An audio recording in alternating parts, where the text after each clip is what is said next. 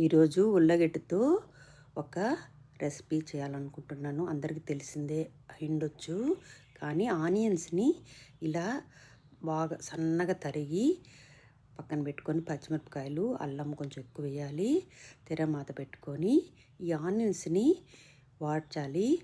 Oil తక్కువలో వాడ్చాను, అందువల్ల మూత పెట్టి వాడిస్తే బాగుంటుంది. ఈ పొటాటోని పసుపు ఉప్పు వేసి తడిపెట్టుకున్న ఈ పొటాటోని దాంట్లో వేసి పాలు పోసి మూత పెట్టేసి కాసేపు ఉడకనివ్వాలి.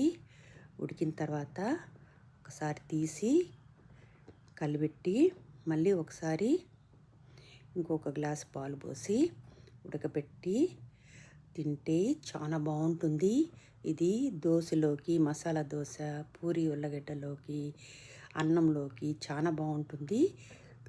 మీరు ట్రై చేయండి.